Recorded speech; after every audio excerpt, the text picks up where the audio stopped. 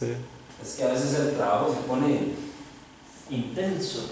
Sí, hoy estaba esperando un fontanero y llegó a casi las 4 de la tarde. Por eso me dijiste que seguro ya está. Sí, se fue a comprar materiales y me dijo, mira, voy a llegar mejor mañana. Fue lo que me salvó, pero Sí. ahí estuve. Bueno, qué dicho. Aquí estamos, por lo menos. Nos falta Emilio, que yo no sé, Emilio, ¿qué le pasa a su celular? Aparece, desaparece.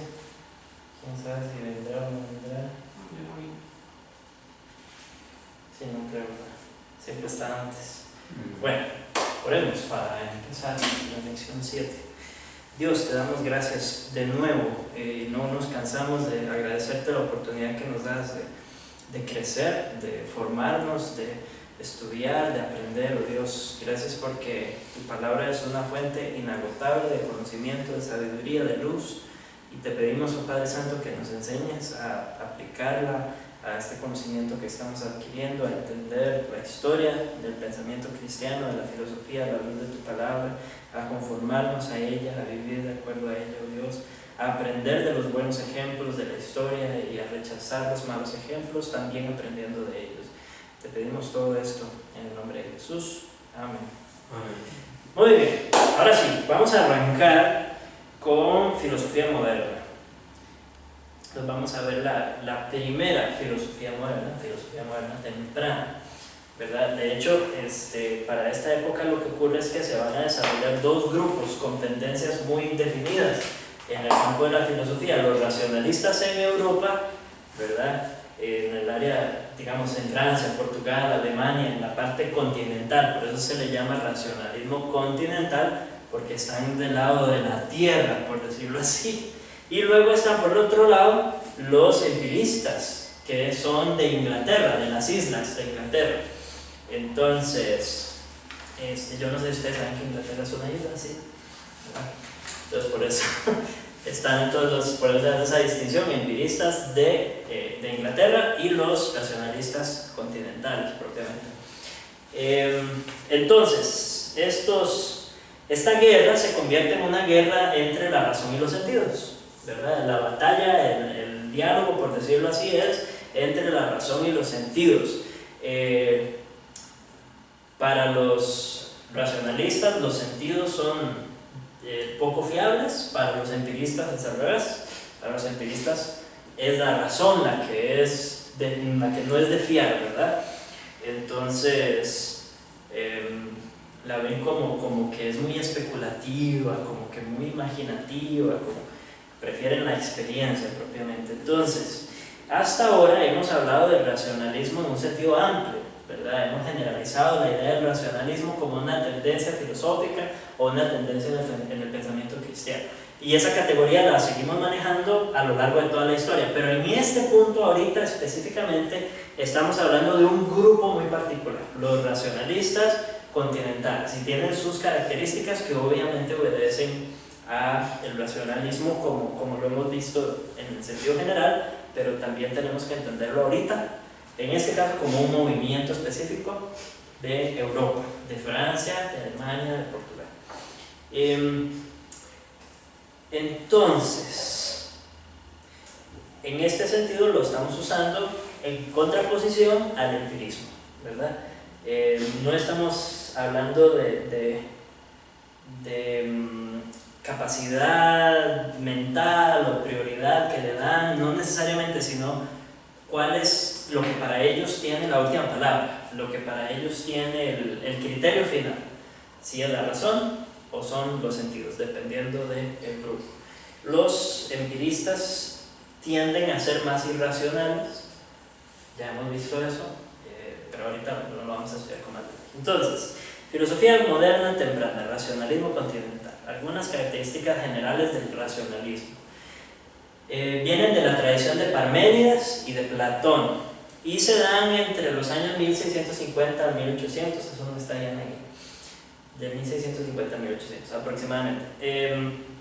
Tienen una nueva sofisticación matemática y lógica, una nueva arrogancia. Ellos pretenden ignorar la tradición, toda la historia anterior, y construir el edificio de la filosofía sobre una base nueva. Entonces, los primeros filósofos, ustedes se acuerdan que estaban reaccionando en Grecia en contra de la mitología, ¿verdad? Ellos estaban reaccionando en contra de la religión politeísta de Grecia. Aquí nos estamos encontrando una nueva reacción, ¿verdad? Una nueva rebelión, por decirlo así, y pues obviamente estos racionalistas se están deshaciendo de la filosofía y que estaba muy relacionada, muy entrelazada con la teología, ¿verdad? Entonces la reacción de ellos es en contra de una filosofía teológica, de una filosofía muy metida o muy dominada por el cristianismo. Entonces, al igual que los filósofos griegos, estos dicen no más religión, ¿verdad?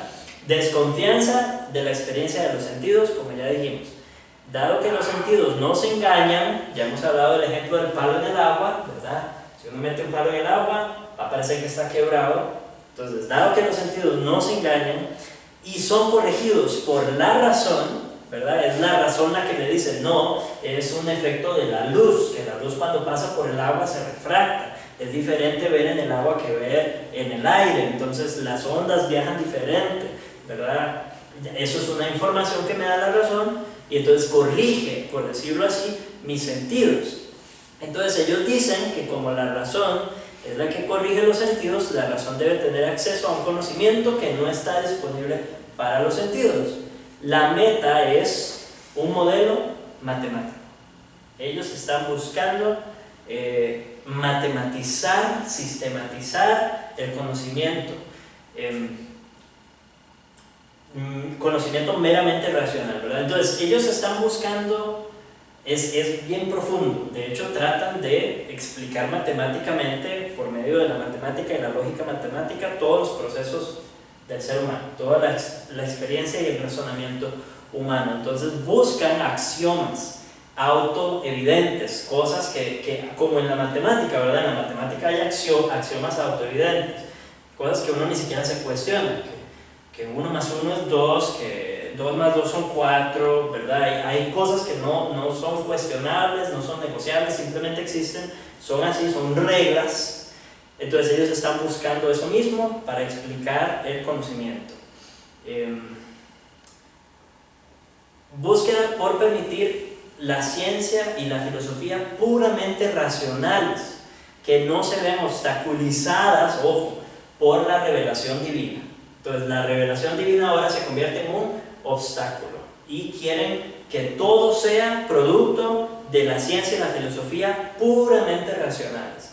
A repasar la crítica del racionalismo que ya habíamos hecho antes, lo de las capacidades de la razón, recuerdan, exaltadas por encima de los límites, en el cuadro famoso de Frame, el profe Frame, así vamos a decir ahora, el profe Frame, él nos ayudó con el cuadrito que nos ayuda a entender las posturas. En el caso del racionalismo, ¿verdad? Que lo que hace el cristiano dice, la perspectiva bíblica dice que nosotros tenemos capacidades y límites, ¿verdad? En nuestra razón. Entonces, nuevamente, este razonamiento, este movimiento racional continental está ubicado en contra de los límites de la razón y dice, no necesitamos revelación, por nuestros propios medios, nuestra propia mente, nuestro razonamiento autónomo, nosotros podemos conocer todas las cosas. Entonces se oponen los límites de la razón, igual que obviamente va a tener las mismas características o muchas características del racionalismo como lo hemos venido estudiando.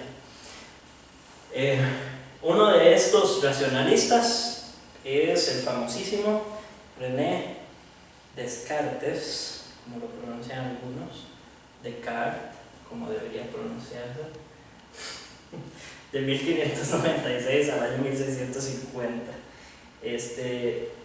Él decide dudar de todo, excepto de sus ideas claras y distintas o particulares, ¿verdad? Entonces él decide dudar yo creo que no se puede tomar esa postura, no se puede vivir así, pero esa es la postura de la que él parte.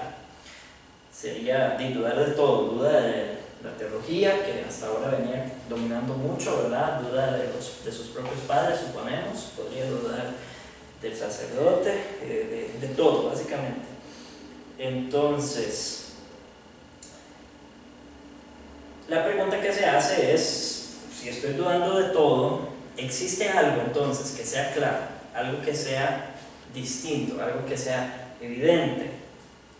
Lo único que existe en esa condición o con esa presuposición que él está tomando es él mismo.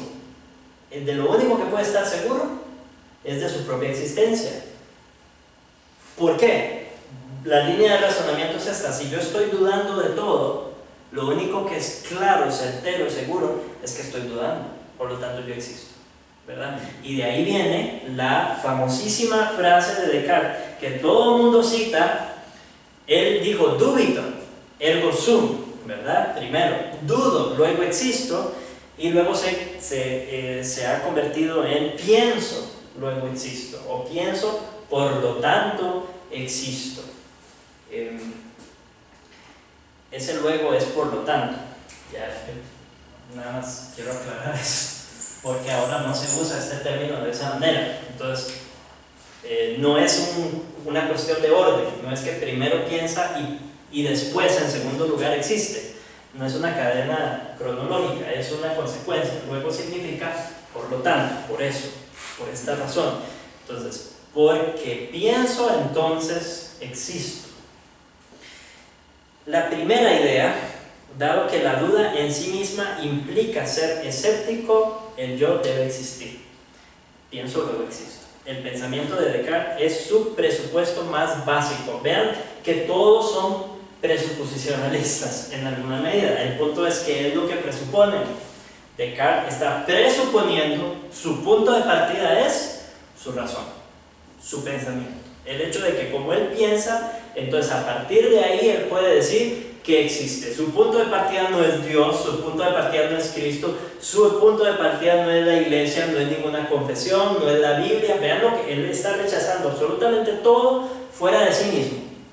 Su presuposición fundamental es que él piensa. Ahora, él no niega a Dios, no lo niega. Punto C, Dios existe.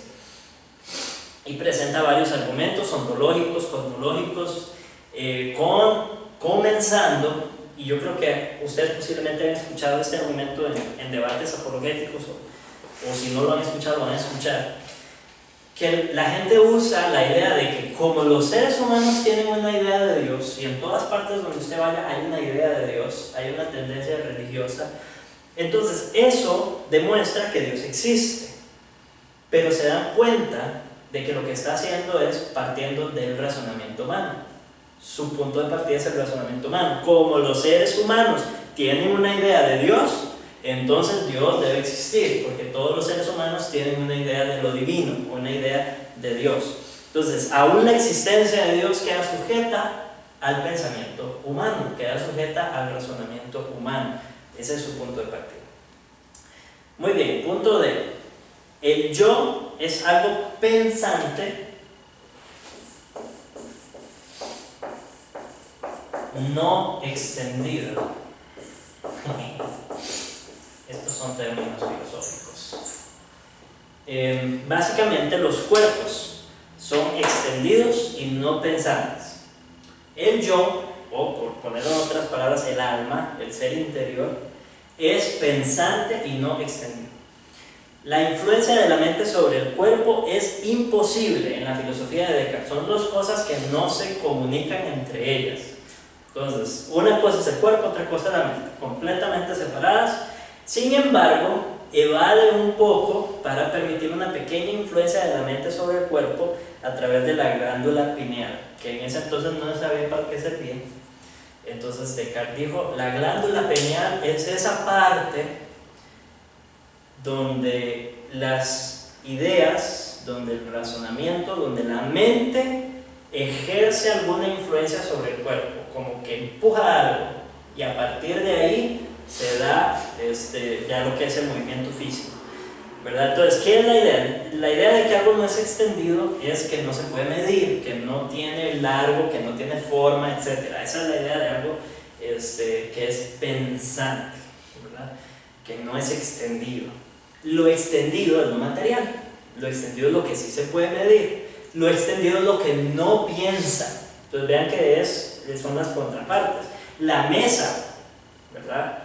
No puede ser veraz, la mesa no puede ser engañada, la mesa no puede ser perspicaz, no puede ser considerada, porque es una mesa, no es pensante, es extendida, tiene medidas, se mide diferente. Las cualidades de la mesa son ancho, largo y profundidad, ¿verdad? La influencia entonces de la mente sobre el cuerpo en esa perspectiva ahí en la glándula pineal es algo mágico, misterioso. Allí vemos el irracionalismo del racionalista. Descartes intenta ser racionalista, pero como siempre va a caer en alguna medida en el irracionalismo. Es como un chiste filosófico. Ahí en la glándula pineal, ¿verdad?, ocurre algo misterioso. Por lo tanto, punto E, la naturaleza está sujeta a una explicación puramente mecánica, mientras que la mente es libre, vean, de la determinación causal. Entonces, en la materia hay determinismo, pero en la mente no. En la mente, ¿qué hay? Como decimos en términos teológicos, que la mente es libre de cualquier causa determinante. ¿Cuál es la palabra de esa doctrina? ¿No la saben? El libre albedrío. El libre albedrío. El libre albedrío, ¿verdad? La mente es libre de tomar cualquier decisión. Muy bien, ese es Descartes rápidamente. Luego está Baruch o Benedicto Spinoza. ¿Por qué tiene los dos nombres? La inicial es B, ¿verdad? B, Spinoza, así lo van a encontrar usualmente. Baruch es bendito en hebreo y Benedict, ¿verdad? O Benedicto es bendito en latín. Entonces, por eso, y coincide en este caso que las dos son con B, entonces se le conoce con ambos nombres. Él utiliza un método geométrico. Todas las proposiciones filosóficas son demostradas por un sistema de axiomas, por un sistema de teoremas. Entonces él quiere matematizar el pensamiento, elimina los elementos irracionalistas de Descartes, por ejemplo el de la glándula, porque todo se sigue rigurosamente. No cabe el dualismo mente-cuerpo, no cabe el libre albedrío. Entonces él está intentando matematizar el pensamiento a tal punto que lo hace o sea, termina siendo determinista incluso en el pensamiento. Punto C, solo hay una sustancia. Sustancia, filosóficamente hablando, es lo que existe en sí mismo, ¿verdad? Lo que se concibe solo a través de sí mismo. Esa es la idea de sustancia, más o menos. Entonces, solo existe o solo hay sustancia llamada Dios o la naturaleza en mayúscula, y es similar al ser de Parménides, sujeto a criterios muy similares a críticas muy similares a las de Parménides. Entonces, para él la única sustancia es el universo, la naturaleza, se puede llamar Dios, ¿verdad? Las cualidades que habíamos visto, que es uno, que es no creado, indestructible, eterno, ¿verdad? Esas características que le pertenecen a Dios. Entonces él no niega la existencia de Dios, pero no es el Dios de la Biblia exactamente el que está hablando. Es un Dios un poco más, esta idea de que todo es Dios, ¿verdad? Da esa impresión. Muy bien. Luego tenemos a G.W. von Leibniz, es alemán. Vamos a ver, habíamos hablado de las dos maneras que hay de explicar el universo. Creo que sí, ¿verdad? Que una de ellas es partir de lo específico hacia lo general y otra es partir de lo general hacia lo específico. Y creo que sí, hablamos del ejemplo de la mesa, ¿verdad? Entender la mesa en la clase y luego la clase en el edificio y el edificio en el pueblo y el pueblo en la ciudad, y entonces uno va así ampliando hasta que encuentra una respuesta o una explicación general para la existencia de las cosas.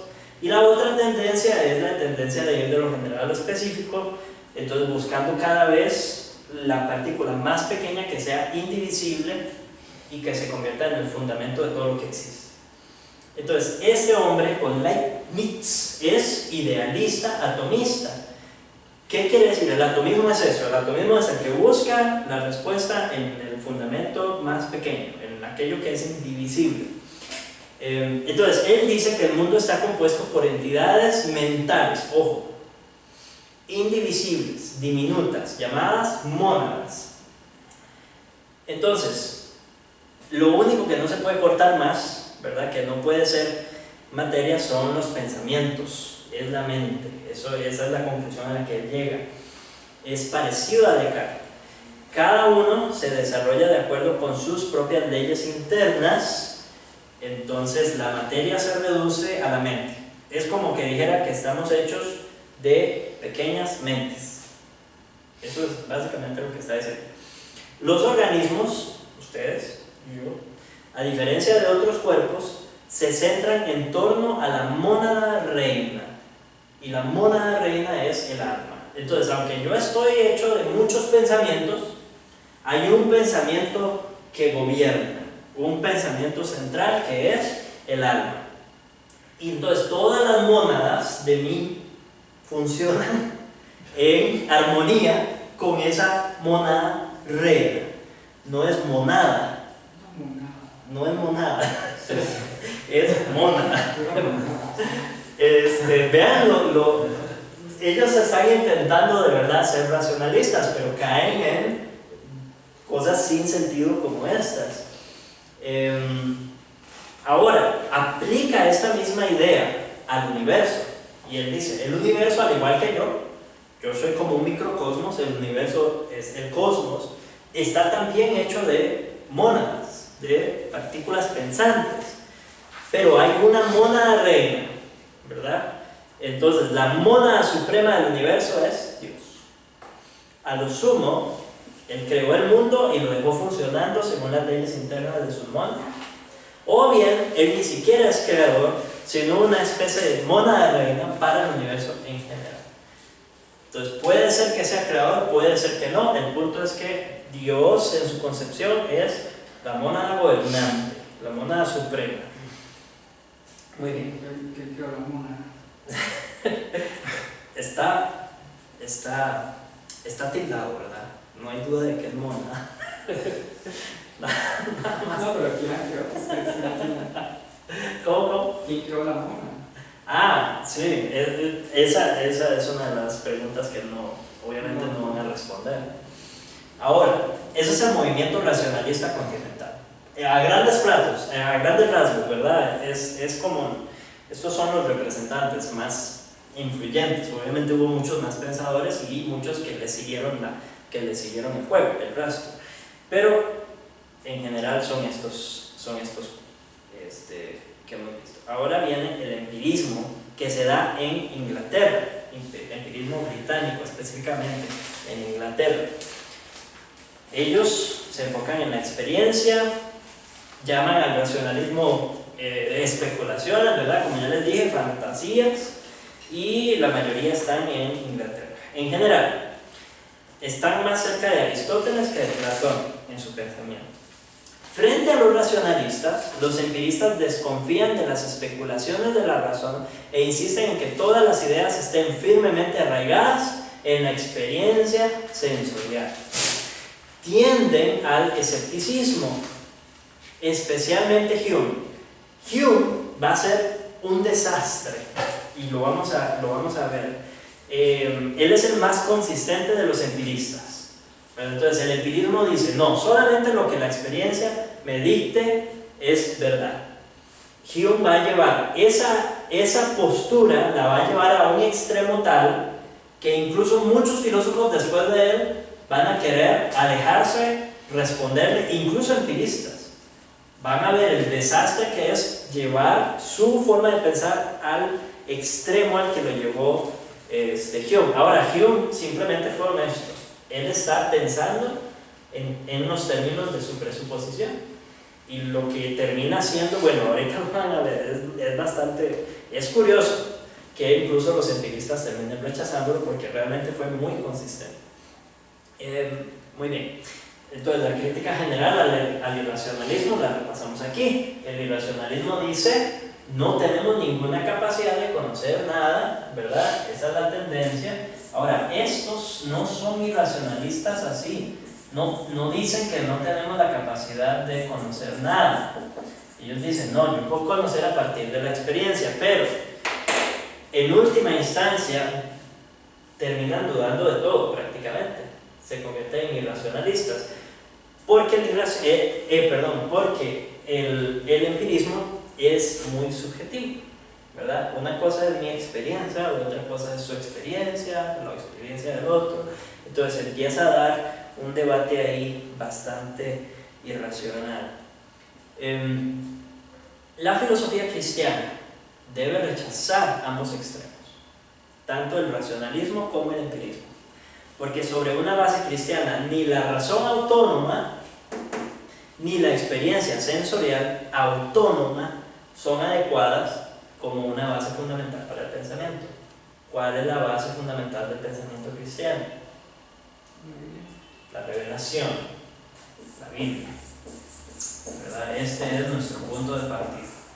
La Biblia da explicación a los límites de la razón o al irracionalismo cristiano, si se quiere. Hay en cierta medida, en el sentido de que reconocemos que hay cosas que no podemos saber, y da respuesta o define nuestras capacidades y nos dice qué sí podemos conocer y en qué términos conocer y cuáles son las normas, la ética del conocimiento. Entonces, nuestro punto de partida no puede ser ni el racionalismo ni el empirismo. John Locke, empezamos con él, 1632 al 1704. Él, contrario a Platón y Agustín, dice que no hay ideas innatas. Recuerdan que Agustín y Platón hablaban de que había como un bagaje, ¿verdad?, de conocimiento, que incluso cuando uno nace ya hay cosas que sabe del nacimiento. Él dice que no. Dice Locke: no hay ideas innatas, la mente comienza como una tabula rasa, una hoja en blanco, para ser impresa por la experiencia. La experiencia es la que la llena, los sonidos, los colores, etcétera, empiezan a producir conocimiento en esta hoja en blanco. Entonces, en este mundo de las experiencias no hay certeza absoluta. Lo único que existe son grados de probabilidad. No puede haber una certeza absoluta. Entonces, si yo estoy dependiendo de mi experiencia nada más, lo único que puedo hacer es estar muy seguro o poco seguro, bastante seguro, medio seguro, completamente inseguro, ¿verdad? Solo hay grados de probabilidad. Es irracional. Uno no puede vivir en este mundo así. Él decía ser creyente. Él dice: la revelación puede comunicar verdades que no pueden ser descubiertas por la razón, pero la verdad de una revelación nunca puede ser tan cierta como los principios de la razón. Entonces, de nuevo, coloca el razonamiento. Este es un elemento racionalista, de hecho, en Locke, siendo empirista. Entonces, él es razonable sobre la razón, no es completamente apático a la razón, ¿verdad? Le da cierto lugar. Sentido común metafísico, mente, materia, Dios. Él no es tan riguroso como Descartes. No pone la mente y la materia así como lo puso Descartes, completamente cortante. Él sí reconoce la forma de operar de Dios como lo han hecho los protestantes en general. No hay libre albedrío, dice, pero hay libertad de acción personal. Entonces es parecido a los calvinistas, ¿verdad? Por lo menos en esta parte, en esta sección, el punto el punto E es parecido a los calvinistas. Él halla una compatibilidad entre el determinismo y las decisiones, y nosotros llamamos eso la paradoja cristiana entre la soberanía de Dios y la responsabilidad del hombre. Las dos cosas coexisten armónicamente, no se contradicen, existen paradójicamente. Nada más para aclarar, por si no saben la diferencia entre paradoja y contradicción. Paradoja es una aparente contradicción, pero que no es realmente una contradicción. La Biblia está llena de paradojas, ¿verdad? Hay muchísimas paradojas. Esta es una de ellas, la soberanía de Dios y la responsabilidad del hombre. Muy bien, George Berkeley. Algunos le dicen Barclay. Berkeley es como lo he escuchado. 1685 a 1753. No hay ideas abstractas, dice. Uno mismo no puede representarse la idea de casa en general. Ya habíamos visto algo así, ¿verdad? Una tendencia similar. Entonces, él está planteando el realismo en contra del nominalismo, que es la idea de Platón de las ideas abstractas, que uno puede decir casa, se imagina una casa, ¿verdad? Tal vez no está pensando en una casa en concreto, pero todos tenemos una idea de lo que es una casa. Pero él lo que dice es que no existen esas ideas generales, no existen realmente, no existen. Solo conocemos nuestras propias ideas. Ser es ser percibido. Entonces yo existo en la medida que me perciben. Y si no me perciben, no existo. Esa es la conclusión. Las ideas dependen entonces de la percepción. Entonces la información de los sentidos entra en la mente y es entendida, y entonces ahí se convierte en ideas. Es como, si nadie lo percibe, no existe. Es como la idea esta del árbol, ¿verdad? Ustedes han escuchado esa pregunta, que si cae un árbol en el bosque y no hay nadie ahí para verlo, si cayó o no cayó. Cayó realmente, emitió algún sonido al caer, ¿verdad? Esa es la idea. La idea de él es, él diría no.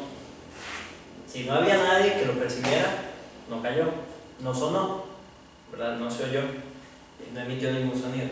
Sabemos que no es así, pero esa es su idea. Por lo tanto, no existe ninguna sustancia material que exista independientemente de la mente. Todo existe en una mente u otra. Toda realidad es de carácter mental. Idealismo. Toda realidad es de carácter mental. Eso es idealismo. La explicación atomista idealista de Leibniz era que toda la realidad está construida sobre pequeñas mentes. Es esta misma idea. Él no está hablando de atomismo, pero está hablando de idealismo igual. O sea que en la mente son las ideas lo que conforman la realidad. Si todo está en la mente, yo debería poder controlarlo, ¿cierto? Esa es una pregunta lógica que se desprende de esto. Sin embargo, yo sé bien que yo no puedo pararme frente a un camión que viene a 100 km/h y pretender detenerlo con la mente. Nadie va a hacer eso en su sano juicio. Entonces, ¿qué es lo que pasa ahí? ¿Por qué? ¿Por qué hay cosas que van y vienen y que yo no las puedo controlar si en realidad todo está en la mente? ¿Por qué? Entonces, él dice que este drama de la vida, así lo llama, el drama de la vida, esas cosas que ocurren, que yo no controlo, que ocurren a mi alrededor, que pasan, son escritas por Dios. Entonces, Dios imprime esas ideas en nuestras mentes. Siguen siendo ideas, siguen estando en la mente, pero yo no las controlo porque es Dios el que las está imprimiendo en mi mente. Entonces la realidad sigue siendo simplemente mental. Análisis, racionalismo. Las propias ideas se convierten en el estándar final de la verdad. Sin embargo, esta noción lleva a la conclusión de que solo conocemos nuestras propias ideas. El esquema racional pierde su contenido y se convierte en solo conocimiento de uno mismo. Pensamiento que piensa en pensar. Irracionalismo. Tomado sistemáticamente. Este enfoque destruye todo conocimiento más allá del conocimiento del yo. Entonces, aunque está intentando explicar la existencia de todo lo que existe, en última instancia yo solamente puedo estar seguro de que me estoy conociendo a mí, porque solamente estoy entendiendo mis percepciones de las cosas que están ocurriendo a mi alrededor. El Dios de Berkeley es una inconsistencia sin una base real en el sistema. No tiene fundamento para existir en el sistema de Berkeley, pero lo presenta igual. E incluso el autoconocimiento pierde su base, como va a señalar Hume más abajo. Y aquí venimos con el desastre de los empiristas. David Hume, de 1711 a 1776. Repito, nadie quiere ser como él, ni siquiera los empiristas. Él fue un escéptico extremo. Él dice, no existe ni sustancia material ni sustancia mental. Toda la idea de la sustancia como algo misterioso que mantiene unidas las propiedades de una cosa no tiene fundamento en la experiencia. Él dice, yo no veo sustancias. Eso es lo que le está diciendo. No puedo ver sustancia. No hay manera de que la perciba. Entonces, por lo tanto, no puede existir. ¿Ok? Esto es empirismo extremo.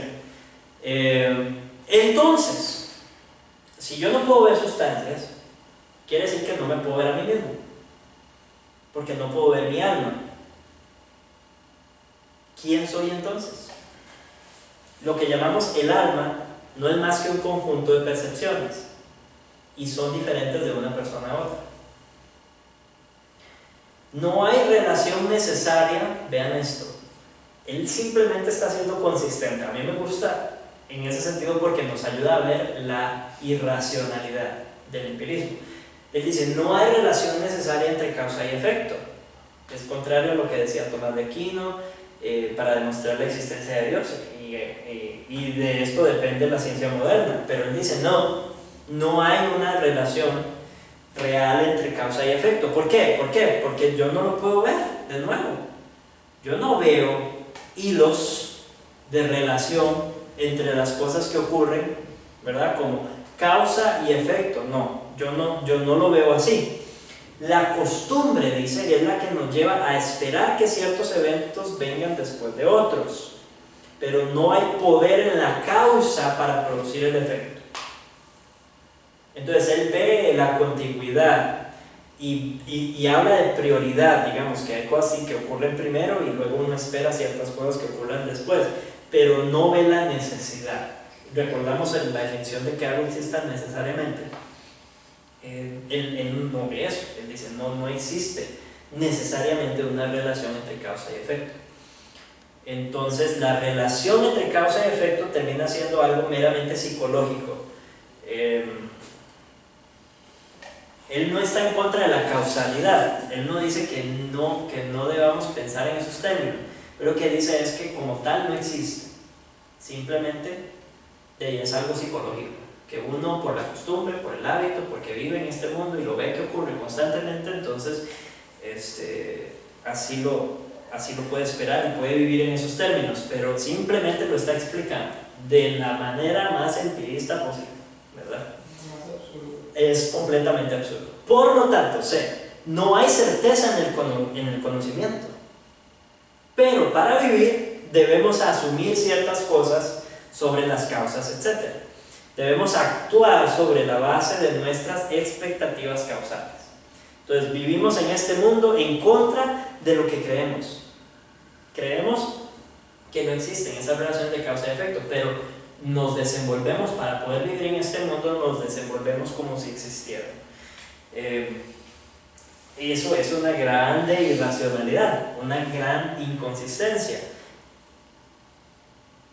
Es de nuevo lo que les decía, cualquier filosofía o pensamiento que no parta de las escrituras no puede ser consistente con la experiencia y no puede subsistir en este mundo, ¿verdad? Es algo osado, y yo sé que si lo digo ante ateos posiblemente me acribillen, pero estoy dispuesto a dialogarlo, porque es cierto, no hay una forma de pensamiento que sea consistente con el mundo en el que vivimos fuera del pensamiento cristiano.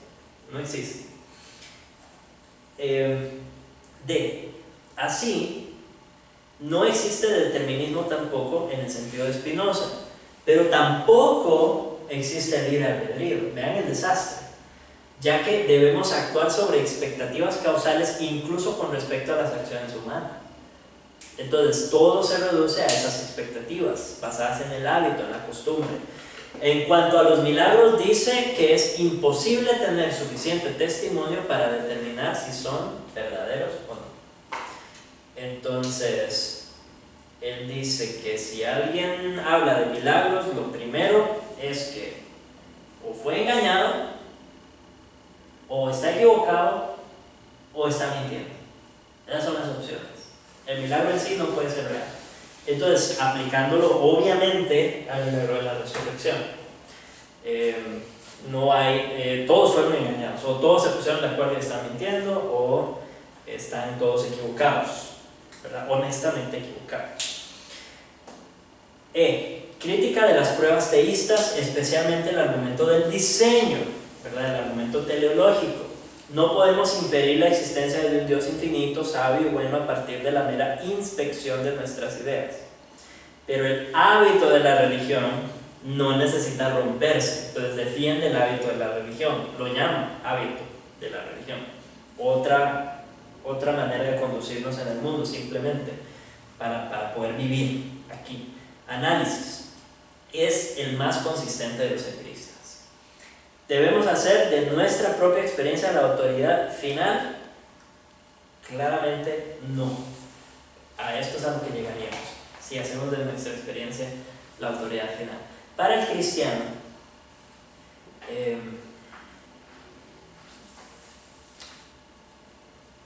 de nuevo, nosotros partimos de la revelación, partimos de la Biblia.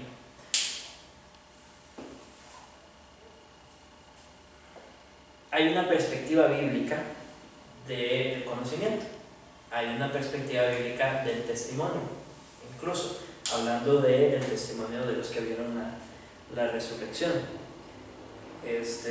Si dependiéramos de la experiencia, tendríamos que rechazar muchísimo de las escrituras. A partir de aquí, entonces, como ya les dije, todo el mundo va a irse en contra de Jehová, porque Él creó un mundo en el que no se puede vivir, básicamente. Bueno, y más que todo en Inglaterra. Sí, donde estaba, en la cuna de la filosofía en ese momento empirista, ¿verdad? Sí, no estoy hablando de general. Descartes era francés, bueno. Descartes era francés. De hecho, creo que los que vimos fue el alemán, Leibniz, el francés Descartes, y si no me equivoco, Portugal es Benedict Spinoza. Muy bien. Pero Portugal es súper católico. Sí. Con solo su nombre se ve. Sí, el nombre de él, ¿verdad? Sí. Muy bien, entonces, ese es Hume, el desastroso Hume. Ahora, ¿qué está pasando en el mundo en este mismo momento con el pensamiento cristiano? Lo que vamos a ver en la segunda parte. Es que solamente, digamos, Sí. la primera parte, tanto el racionalismo continental como el empirismo británico, digamos que estas personas no negaban la existencia de Dios, es lo importante. Sí. Ellos no eran ateos, No. pero ellos sí negaban la revelación. Es correcto. Ese es el punto, ellos no creían que Dios se revelara en la escritura. Entonces terminan definiendo a Dios con base en lo que ellos consideran lo más importante, ¿verdad? Con base en su experiencia, con base en su razonamiento. Y ese es un error. Y lo que Blaise Pascal trata de, porque dice que era creyente, o sea, Blaise Pascal trata de convencerlo de que la escritura es deja un espacio ahí. Es la revelación de Dios, pero no más que no le llega tan bien o no logra. ¿Qué es lo que está ocurriendo aquí? Ya hemos hablado de esto. ¿Cuál mandamiento rompen los filósofos con mayor regularidad? No te harás imagen de ninguna semejanza. Ellos crean a Dios a su propia imagen. Crean a Dios a partir de sus preconceptos, a partir de sus propios fundamentos. Entonces Dios se convierte en un sujeto. Todos lo hacen, ¿verdad? Sí, todos lo hemos hecho. Esto lo hacen muy consistentemente. Ok, pensamiento cristiano. Ahora, pensamiento cristiano moderno temprano, es decir, lo que está ocurriendo al mismo tiempo. Tenemos a Blaise Pascal, del año 1623 al 1662. Pensador cristiano muy importante. Trasfondo, bueno, él es el primer teólogo y filósofo moderno que también fue científico. De hecho, cuando estudiamos física, estudiamos a Pascal. Él se dedicó a las matemáticas y a la física en su juventud. Hizo grandes descubrimientos. Creció católico, pero con su hermana se interesaron en el jansenismo, o jansenismo, que es una versión del protestantismo. Vamos a ponerlo nada más en esos términos. Después de su conversión, él se dedica al servicio de la religión en el año 1655. Profundamente influenciado por el jansenismo del convento de Port Royal, donde su hermana era monja. El jansenismo fue un movimiento agustiniano dentro de la Iglesia Católica Romana, condenado por herético en el 1653. ¿Por qué? Porque eran muy predestinatarios, ¿verdad? Eran en cierta medida, ¿verdad? Eran ascéticos, críticos de la jerarquía de la Iglesia y de los puntos de vista sacramentales. Entonces no iban por muy mal camino. Él se ve muy preocupado por la gracia en su pensamiento, de hecho, debido a la influencia del jansenismo. ¿Qué hace Jeffrey? No, que es parte de la doctrina de Agustín, ¿verdad? La predestinación. También la crítica de la Iglesia, de la jerarquía. Sí, correcto. Porque es más al pensamiento de Agustín. Se dedica más a él. Sí, de hecho. Ahora, vean el año en el que está ocurriendo, ¿verdad? Ya la Iglesia Católica se había degenerado mucho y el pensamiento agustiniano es cada vez más controversial, por ponerlo en términos agradables. Su pensamiento también muestra la influencia del calvinismo, ya sea a través del jansenismo o directamente, no sabemos. Se quedó despierto un día y tuvo una experiencia abrumadora, cuenta una biografía suya, y él escribió una nota: fuego, al Dios de Abraham, Isaac y Jacob, y no al Dios de los filósofos. Eso marca, por decirlo así, cuál va a ser su tendencia. Él quiere regresar al Dios de la Biblia. Básicamente es lo que está diciendo. Entonces él se obsesiona por conocer al Dios de la Biblia y por presentarlo y defenderlo. Convencer también a sus amigos que eran científicos. Correcto. Entre ellos Voltaire, que era superateo. Fueron buenos amigos. Fueron buenos amigos. Sí. Importancia.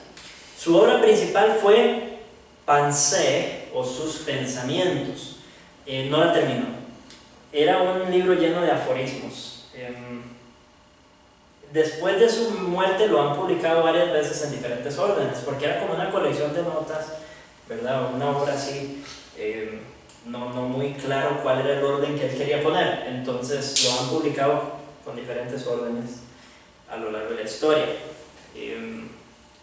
Es una obra apologética bastante diferente de lo que se acostumbraba. Él es el apologista más importante del siglo XVII y posiblemente el más bíblico del siglo XVII. Durante este periodo, otros apologistas, incluidos los principales teólogos reformados, habían vuelto a una especie de apología tomista aristotélica, siendo la principal alternativa un racionalismo cartesiano. En Pascal, todo esto es rechazado. ¿Por qué? Por su lema: al Dios de Abraham, de Isaac y de Jacob, y no al Dios de los filósofos. Pascal introduce nuevos énfasis significativos en la apologética, muy buenos. Él es quizá el primer apologista cristiano en confrontar seriamente las implicaciones de la ciencia moderna. Hace un énfasis en la probabilidad en lugar de la demostración. Al igual que Calvino, tiene un énfasis pastoral, un énfasis en el corazón, en la dimensión subjetiva o existencial, y demuestra el uso más sofisticado de la lógica y las matemáticas. Vean, ya hemos hecho este triángulo antes, no me voy a cansar de enfatizar. Él aquí dice que se está enfocando en una en la dimensión subjetiva, la dimensión existencial de la fe. Esa dimensión existe, es una dimensión que no debemos rechazar, y la tendencia en las iglesias reformadas a menudo es rechazar la dimensión subjetiva, a pesar de que muchos de nuestros maestros reformados, incluyendo Calvino, enfatizaban bastante la dimensión subjetiva, la dimensión del corazón, la dimensión de la experiencia del ser. Nosotros, ya lo hemos visto, ha sido como una reacción al sobreénfasis que se le da a la perspectiva existencial en las iglesias pentecostales. Porque las iglesias pentecostales son todo acerca de la experiencia subjetiva, ¿verdad? Y muy poco acerca del conocimiento objetivo revelado por Dios, muy poco acerca de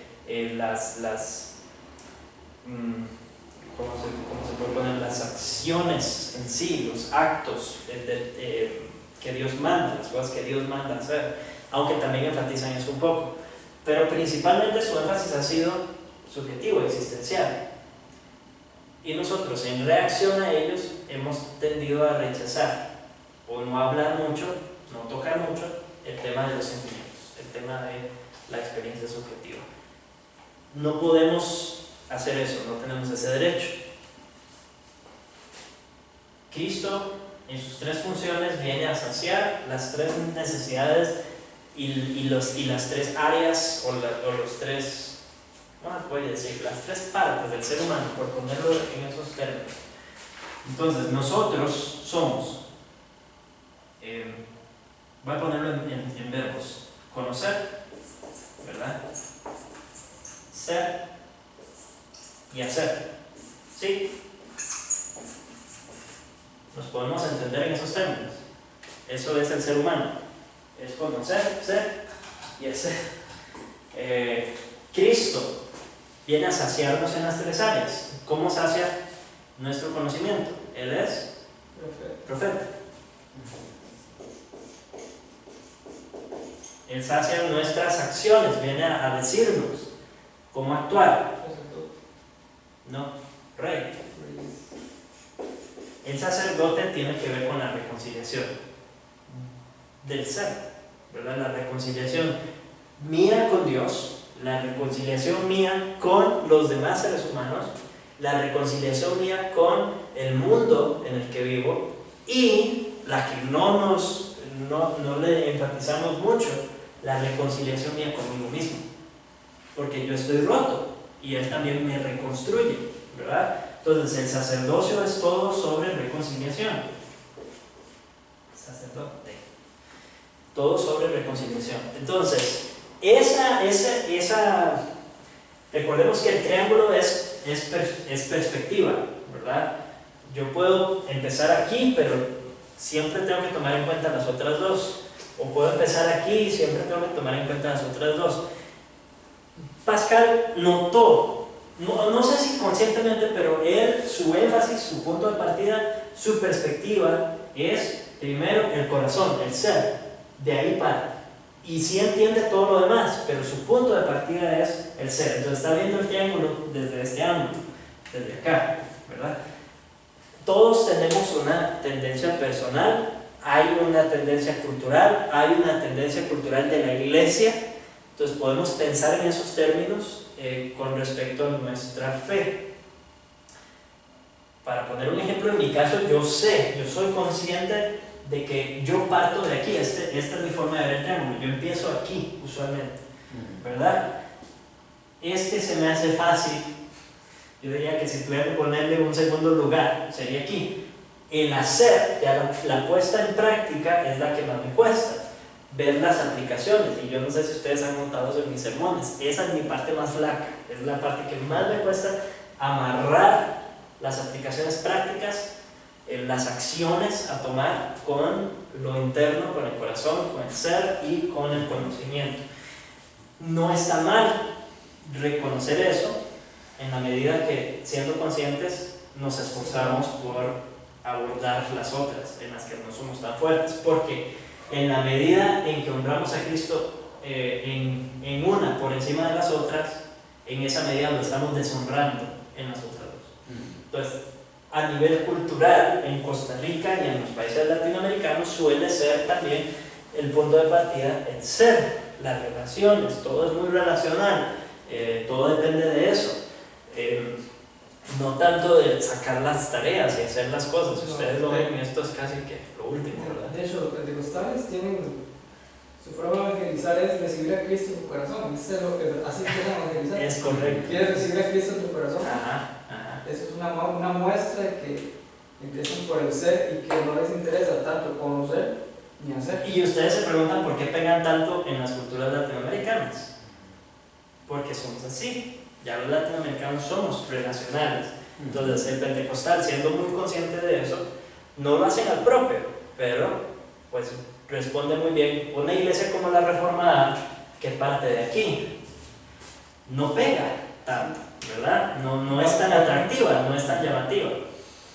Nuestro desafío es reconocer que vivimos en una cultura así y no ignorar esto. Si bien seguimos tomando esto como nuestro punto de partida, creo que eso no está mal, pero no debemos deshonrar a Cristo en las otras dos áreas. Y esta es una a la que debemos prestar un poco más de atención, porque vivimos en una cultura así. No para idolatrarla como la cultura lo idolatra, pero para redimirla, redimir este entendimiento de las relaciones, el corazón, etc. En fin, Pascal sí parte de ahí. Entonces, es uno de los escritores más interesantes y poderosos entre los apologistas. Yo lo compararía con C.S. Lewis, Agustín. No lo he leído tanto, pero es muy bueno, pero personalmente no lo he leído tanto. No todo buen filósofo es buen escritor. Pascal, C.S. Lewis, Agustín son buenos filósofos y buenos escritores. Muy bien, los Pensées empiezan con una crítica de complacencia. Pascal comienza por condenar la actitud despreocupada hacia las preguntas religiosas características de su época. Estos son asuntos de vida o muerte y merecen la atención más apasionada. La nueva astronomía le muestra al hombre su increíble pequeñez, pero pone de relieve su grandeza, su trascendencia, subraya la solemnidad de la pregunta del propósito y el destino del hombre. Entonces sí, si bien somos pequeños, esa misma pequeñez resalta el hecho de que tenemos un propósito, de que hay un diseño. Entonces él quiere abordar esos temas también, pequeños y grandes, ¿verdad? ¿Por qué? ¿En qué radica la grandeza del hombre siendo tan pequeño en comparación con el mundo? El hombre fue creado para entender el mundo. Es el único. De todas las criaturas, la única que puede entender el mundo es el ser humano. Entonces él pasa a la pregunta que debe ser la pregunta filosófica de todos, ¿verdad? ¿Cómo conocemos? ¿Cómo podemos conocer? Y aquí está su epistemología religiosa. La razón, es decir, el método de las matemáticas y la ciencia, así se entiende la razón en este momento, depende del corazón para una comprensión amplia de esa realidad que la razón abstrae. Entonces, si uno sale y mira las estrellas y mira a la gente, ve árboles, ¿verdad? Tiene una idea general de todo, ve el orden de las cosas, ve la variedad, ve que todo está en su lugar, que hay una evidencia de mano maestra, ¿verdad? Detrás de todo. Eso no es ciencia, eso es simplemente la experiencia de todo ser humano. Todo ser humano puede salir y darse cuenta de estas cosas y pensar en este sentido, pero al enfocarse en una cosa específica es donde empieza la ciencia. Entonces ya, ok, yo decido enfocarme en los árboles, o decido enfocarme en las estrellas, o decido enfocarme en la gente y empiezo a estudiar ese objeto específico. Ahí comienza la ciencia. Entonces el corazón de Pascal no es una emoción, no se confunda con emocionalismo, sino un entendimiento intuitivo, el entendimiento básico, natural del ser humano. El corazón es también aquello que ama. El mundo lo llena uno de emoción, ¿verdad? Lo puede abrumar con su grandeza, la grandeza de la creación. Esas son reacciones intuitivas del ser humano que no se deben rechazar. Dios es conocido por el corazón, dice, y no por la razón. Recordemos, el corazón como intuición, no el corazón como emociones. Entonces, no por la razón, no por la experimentación, no por la ciencia, no por la observación científica, no por el método científico. Así no es como conozco a Dios. ¿Sí? Se acerca a un tipo de gnosticismo. Vamos a ver, sí. Por ahí anda, ¿no? Más o menos. Corazón por la intuición. Uh-huh. Dios está escondido del hombre a causa de su pecado.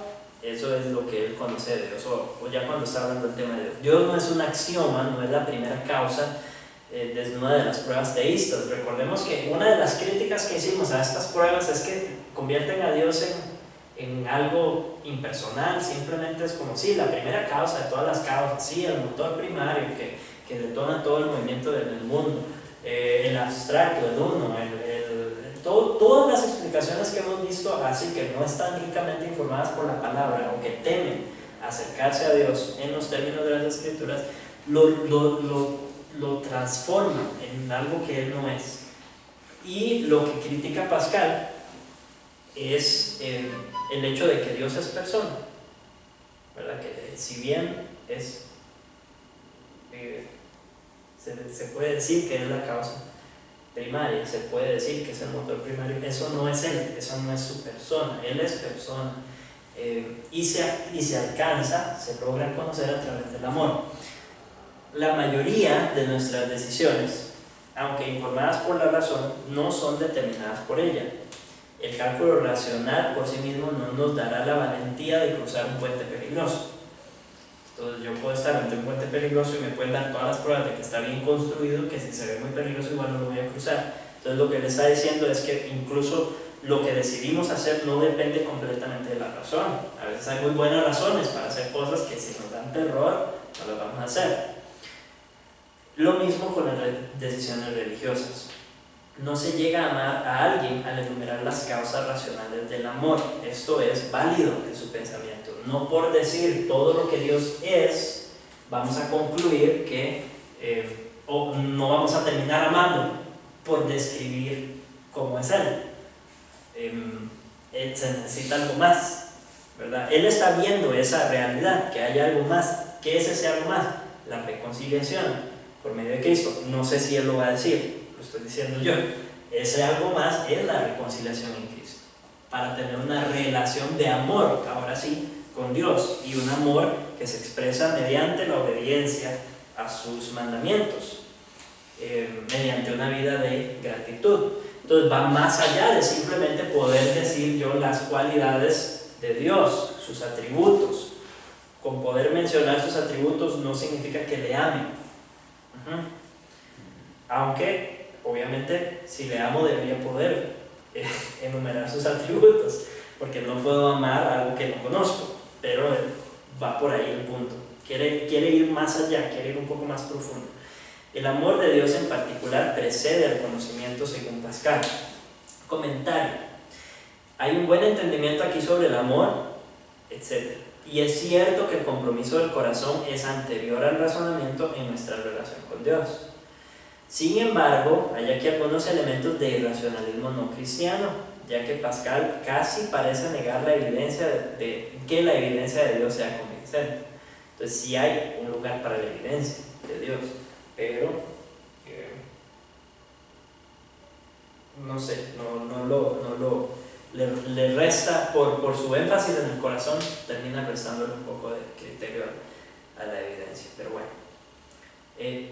no sé qué tan gnóstico es, habría que estudiar un poco cuál es su definición de intuición, ¿verdad? Porque él lo que está haciendo es básicamente contrarrestando la idea racionalista con una posición un poco más subjetiva propiamente. Entonces él llama intuición a la experiencia humana, me parece a mí, ¿verdad? Esa experiencia humana que tenemos, no algo gnóstico necesariamente, pero esa realidad.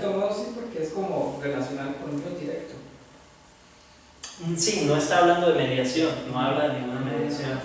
¿verdad? Eso es cierto. Sí, tienes razón, ahí está. Y también el quitar la razón es una forma. Es correcto. Al igual que el hinduismo. Ellos O quitan sea, ahora, no le está quitando, él dice que viene después. Dice que sí hay razonamiento, pero le resta mucho. pero lo está degradando bastante, de hecho.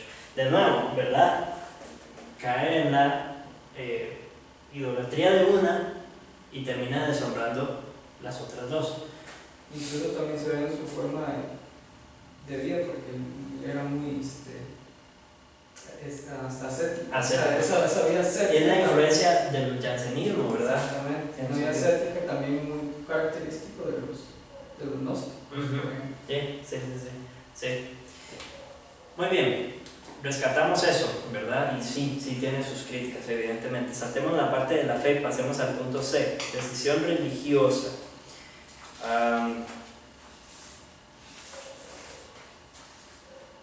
Ya hablamos del triángulo, no voy a tomarlo de nuevo, pero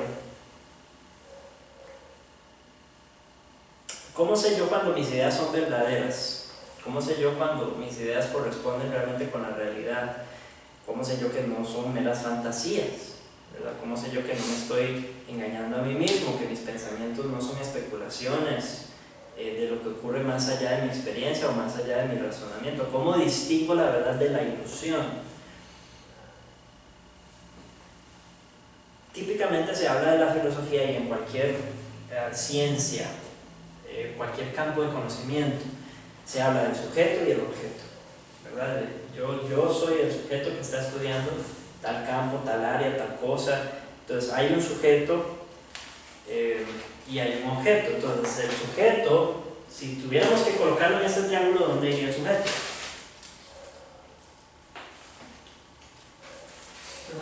Si nosotros estamos hablando de cualquier campo de conocimiento, yo soy sujeto, hay un objeto que estoy estudiando, ¿verdad? Si tuviéramos que colocar esos dos, sujeto-objeto, ¿dónde los pondríamos en este triángulo? Tratando de atar cabos, ¿verdad? Yo sé que no es autoevidente, pero yo creo que el sujeto son dos cosas diferentes, ¿no? Es correcto, sí. El sujeto tiene que ver con mi existencia subjetiva, yo.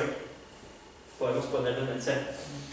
Ahora, en el hacer entra en juego la realidad circunstancial. Ya no soy solo yo, sino que hay cosas con las que interactúo en esta parte, ¿cierto? Del hacer. Podemos colocar el objeto aquí, ya no estamos hablando de mí, ¿verdad? Estamos hablando del objeto. Aquí estamos tratando de aplicar el mismo triángulo al campo de conocimiento. Eso es lo que estamos haciendo. Objeto. Entonces el objeto es situacional, el objeto es lo que, en donde estoy, tiene que ver con donde estoy, donde me relaciono, donde me muevo, donde actúo, ¿verdad? Entonces, pero el objeto no es una cosa. Aquello con lo que interactúe para estudiar, puede ser una cosa, puede ser un celular, puede ser cualquier campo de conocimiento en el mundo creado, ¿verdad? Estamos hablando de cualquier área de conocimiento. Eso es todo. En los campos de conocimiento esto es todo lo que existe. Solo hablan de sujeto y objeto, sujeto y objeto, sujeto y objeto. Entonces deja lugar a la pregunta, ¿será cierto lo que yo el conocimiento que estoy adquiriendo? Todas estas preguntas que hicimos, ¿será mera fantasía o es real? ¿Cómo estoy seguro de que lo que estoy estudiando, conociendo, aprendiendo es verdad? ¿Cómo sé si no me estoy engañando? Porque falta eso. Falta la norma. Dios como aquel que nos dice cómo conocer el mundo. Y ese fue el error de Adán y Eva. Ellos al tomar del árbol del conocimiento del bien y del mal, lo que están haciendo es conociendo en sus propios términos, no conociendo bajo la norma de Dios. Dios no les negó conocer, Dios no les negó conocimiento del mundo creado, ¿verdad? Ellos fueron llamados a labrar la tierra, a hacer ciencia, a experimentar, a meter mano, trabajar. Era parte de su llamado dominio, sojuzgar la tierra, llenarla, todo eso tiene que ver, pero hay una norma. Él estableció los términos para el conocimiento. Y eso es lo que se ignora en muchos campos. Ahora, nosotros no tenemos ese derecho. tenemos que reconocer la autoridad de Dios en cualquier campo de estudio y que venga a bregar sobre ese campo de estudio, que tenga una influencia sobre el campo de estudio, el hecho de que Dios es la autoridad, que Él establece las normas. Por eso hablamos de una ética del conocimiento. Por eso hablamos de ética en cualquier campo de conocimiento, y esa ética tiene que responder a la revelación de Dios, al hecho de que Él es la autoridad. Pero ¿qué hacen, por ejemplo, los incrédulos que tienen sus códigos de ética? Ellos se acercarán o se alejarán de la ética bíblica, y en la medida que lo hagan, van a meter las patas, ¿verdad? Y hemos visto casos de esto cuando intentan, en el área de la ciencia se ve mucho, ¿verdad? Que intentan rebasar los límites por alcanzar conocimiento. Por ejemplo, nuestro presidente habla acerca del código de ética del partido que se va a respetar, los garantes de la ética, Estabatón, Solidito, etc. Pero ellos son incrédulos, aquí dice que va a misa y todo eso. Sí, pero... O sea, al final, ¿qué norma ética van a usar? La suya. Algo muy subjetivo. Muy subjetivo y muy cambiante, o muy cultural, o muy popular, ¿verdad? Porque cuando no hay una ética absoluta, cuando no hay una norma absoluta, ¿qué rige? Lo que diga la mayoría, lo que esté de moda, y es lo que está pasando. Lo que está pasando ahorita es eso. Entonces, matar bebés es éticamente correcto. Es correcto, porque ellos lo definen así. No es éticamente correcto, no podemos decir, para ellos. pero para ellos se convierte en algo éticamente correcto. Sí, entonces tenemos que tener este cuidado. Mucha apologética trata de regirse sobre la lógica y utilizan la lógica como la norma. Entonces la lógica como que se convierte en el Dios del diálogo apologético. Y entonces todo se reduce a no, pero usted está siendo ilógico, o acaba de cometer esta falacia, o aquella falacia, o esta otra falacia, y conocen todas las falacias, ¿verdad? Y piensan en términos de la lógica. La lógica no es la norma. La lógica misma está sujeta a la norma, que es Dios, su revelación. Ok. No, pero actualmente muchas personas, por ejemplo, tengo unos compañeros de trabajo, que ellos no creen en valores. Ellos dicen, no, yo no creo en valores, yo me guío por la ética. Y yo, la pregunta que le hice solamente, ¿qué es ética? Dígame qué es ética, defíname. Y al final no me dijeron nada, solamente me vacilaron diciendo, es una E, pero ética. Es una E, no comparativa, es una ética. Porque al final no supieron. No sabe. Exactamente, pero al final ellos desechaban los valores para guiarse por la ética, pero no supieron decir qué es ética. Y no saben distinguir tampoco entre una cosa y la otra.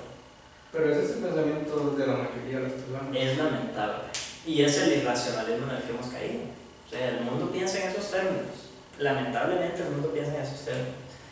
Y ahora, tenemos que ser misericordiosos también. Reconocer que son personas esclavas de las corrientes de este mundo, del príncipe de este siglo, ¿verdad? No tienen... hay una rebelión real en ellos, no vamos a quitarles esa responsabilidad, pero también tenemos que verlos a la luz del Evangelio como esclavos, entenedecidos. Sí, pero también hacerles ver su lógica. Totalmente. Eso fue lo que yo hice. Yo lo hice con todo el amor, porque son mis compañeros, son mis amigos. No cuestiono eso. Yo solamente les hice esa pregunta, ustedes porque están hablando de valores, sobre todo los cristianos, pero están en contra de eso. Sí. Y me dicen que se guíen por la ética. Y esa es la manera de hacerlo. Yo lo que acabo de decir es porque vivimos en un mundo que piensa tan mal que podemos terminar enojándonos, ¿verdad? No estoy hablando de lo que vos deciste, sino que puede ser una reacción, y lo que vos dijiste está bien. El error es cuando nos enfrascamos en conversaciones con la gente enojados con el mundo. ¿Me explico? Entonces debemos mostrar amor por esos pobres pecadores, o sea, están oscurecidos, y nosotros estaríamos ahí mismos si no fuera por la luz de Dios y por su gracia. Entonces, entrar en las conversaciones con ese presupuesto, entendiendo dónde están ellos realmente. Y esa es la manera de hacerlo. En la apologética lo vamos a estudiar, pero es una conversación de presuposiciones. No es simplemente argumentos y evidencias, eso no es suficiente. Hay que ir más profundo, hay que ir a su cosmovisión. Es un diálogo de cosmovisiones y hacerles ver, sin decírselos, para no caerles mal y promover que la puerta siga abierta, pero hacerles ver que es imposible vivir en este mundo si vivimos de acuerdo a sus presuposiciones, si vivimos de acuerdo a lo que ellos están asumiendo. Aunque no todos son así, los ateos tal vez sí, pero es un pensamiento más que todo inconsciente, inconsistente e inconsciente. Correcto. Porque ellos, digamos que tienen fe, profesan fe, incluso católica, no son practicantes, no son ateos, pero de cierta manera rechazan el cristianismo. Sí, rechazan el fundamento. Exactamente, ¿verdad? entonces al final es inconsciente e inconsistente. Sí, hay que ayudarles a ver la inconsistencia. No todos son ateos, no todos son ateos. Sí, no. Y el mismo ateo es como, a veces lo vemos como el enemigo más incluso férreo, ¿verdad? Del cristianismo. No seriamente. Hay Pero ateos, hay peores. sobre todo en España, hay ateos que sale una foto muy bonita con la familia, con los hijos. O sea, el amor, qué bonito, ¿verdad? Tienen una vida muy bonita, yo los poco verlos. Pero cuando es el tema del cristianismo, se transforman increíblemente. Sí. Pero el hecho de simplemente el amor, Sí. ¿de dónde viene? Es correcto. Esas son las cosas que hay que ayudarles a ver. Ellos viven, disfrutan de la vida que Dios les da, Es lo que de los regalos que Dios les da, pero al mismo tiempo están enojados con Dios. es la metáfora que utiliza, creo que es Bantil el que lo dice, el de la ¿verdad? escalera. El niño que se para en las rodillas de su padre para darle una cachetada. Eso es lo que hacen con Dios, ¿verdad? Quieren darle una bofetada a Dios, pero la única manera de hacerlo es viviendo en su mundo y usando sus argumentos. Y subirse encima. Es correcto. No pueden hacerlo de otra manera porque es el mundo de Dios. No pueden hacerlo de otra forma. Bien, entonces estamos en la decisión religiosa, ¿verdad? Él es famoso por la apuesta, la idea de la apuesta, que si el cristianismo es verdadero y apuestas contra él lo pierdes todo, pero si el cristianismo no es cierto y apuestas a favor, no pierdes nada. Es muy subjetivo, eso es sumamente subjetivo, ¿verdad? Yo no estoy muy de acuerdo con eso. Entonces es la prudencia la que dicta una apuesta a favor del cristianismo. No es completamente erróneo, pero creo que es demasiado subjetivo. Hay verdad en el hecho de que sí, si no está seguro completamente, ¿verdad? Y muchas veces somos llamados, incluso la Biblia a veces nos hace llamados de este tipo, a apostar, por decirlo así. Es un nuevo tipo de apologética, eso sí, es muy diferente a la apologética cristiana que se veía hasta ese momento.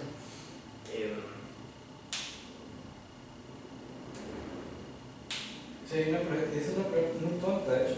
Yo vi una defensa de un pastor usando ese mismo argumento. Sí. Y Es muy deficiente, Esa para mí fue lo que vergüenza, decirlo es un programa nacional. Es muy pragmatista, ¿verdad? Eso es lo que es pragmatismo. Si le funciona, ¿verdad? Si usted ve que le funciona, ¿por qué no lo va a hacer? Exacto. Está como un profesor de la Universidad de Costa Rica que dice: yo no creo en Dios, pero vivo como si existiera un Dios, por si acaso. O sea, por si acaso existe Dios, llevé una vida moralmente no va a ser suficiente, para que Dios no acepte si es que hay un Dios. Es correcto. Sí, no. De nuevo, es muy subjetivo, es muy existencial ese argumento. Termina cayendo en el pragmatismo, no es totalmente errado, pero es muy peligroso. No podemos argumentar. Ahora, viéndolo de este lado de la cerca, como cristianos, podemos ver cierto valor, pero no podemos usarlo para convencer, no podemos usarlo en un diálogo apologético, no podemos utilizarlo en un debate jamás. ¿Y salió un debate de eso nacional? No sé qué país, pero es vergonzoso. Hay varios videos, ¿verdad? De gente haciendo debates con ateos y sí. Y es ese argumento. Usan ese argumento.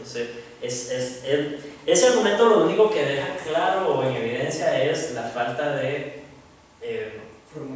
formación o de firmeza en la presuposición bíblica. Eso es lo que hace. No podemos convertir el cristianismo, es deshonrar, convertirlo en una mera probabilidad. El cristianismo se debe defender como verdadero y punto. O sea, y tenemos que hacerlo con valentía. Es la única cosmovisión que da sentido al mundo, que da sentido a la existencia, que da sentido a la experiencia y obviamente a todas las realidades espirituales. Comentario. Una crítica común es que Pascal pasa por alto las otras posibilidades, ¿verdad? Es cierto, por ejemplo, si el Islam es verdadero, la gente será castigada por apostar al cristianismo, ¿verdad? Siguiendo su misma lógica. Sí, o cualquiera, sí. Pero en las presuposiciones cristianas, que son aceptadas por Pascal, solo hay dos posibilidades, el cristianismo y el nihilismo, es decir, solo una posibilidad. La debilidad de Pascal es no enfatizar suficientemente este hecho. Sin embargo, él cree que tiene pruebas que le dan al teísmo una alta probabilidad. Ese es su modo de operar, ¿verdad? El primero establece esto, dice, si es lo más probable, más le vale apostar por el cristianismo. Y luego procede a probar con todas las pruebas que pueda ofrecer como científico el cristianismo. Lo convierte en algo muy, muy, muy probable, ¿verdad? De modo que la persona que no apostara por el cristianismo está apostando en contra de algo que es muy evidente, que tiene muchas probabilidades de ser real. No está bien, pero hay que entender que ese era su proceder, ¿verdad? El carácter de Dios, del Dios cristiano y el beneficio correspondiente que se obtiene es distintivo y debe ponderarse en la ecuación. ¿Es este un argumento meramente prudencial, una apelación al propio interés o peor aún, andar con temor? Bueno, la escritura misma a veces hace tales apelaciones. Dios, por ejemplo, él promete bendición por obediencia, maldición por desobediencia. Eso es una presentación muy pragmatista, pero es real. O sea, Dios sí actúa en esas formas también. Es cierto que creer en Cristo nos conviene más. Eso es muy cierto, ¿verdad? Yo puedo decir que creer en Cristo me va a traer el mayor beneficio que podría traer a mi vida. No hay otra opción. Si es regenerado. Sí, correcto, pero el entendimiento de esto que está diciendo Pascal no es completamente contrario, le falta. Es como el pedazo de una pizza, ¿verdad? Le falta mucho, pero el punto es que no está completamente errado, no lo vamos a desechar por completo, pero vamos a reconocer que es un argumento muy débil para utilizarlo en apologética. Sin embargo, reconozcamos la realidad de que la Biblia también presenta argumentos de este tipo, ¿verdad? Simplemente, nada más quiero enfatizar eso un poco. Todas las cosas ayudan a bien a los que aman a Dios, ¿verdad? Ahora, no podemos ignorar lo que sigue. Esto es, a los que conforme a su propósito son llamados. Pero esa realidad existe. Quiero enfatizar eso por el nivel existencial. Es cierto, yo puedo hallar consuelo en eso, ¿cierto? Puedo hallar consuelo, puedo hallar un solaz. Ese es ¿cómo se llama? El salvavidas que mandan siempre cuando alguien está en problema, Romanos 8:28. Sí, pero para mí como cristiano, yo como cristiano puedo decir, yo hallo un solaz en saber que todas las cosas ayudan a bien. A mí, ¿verdad? Que he sido llamado conforme al propósito de Dios, pero me puedo poner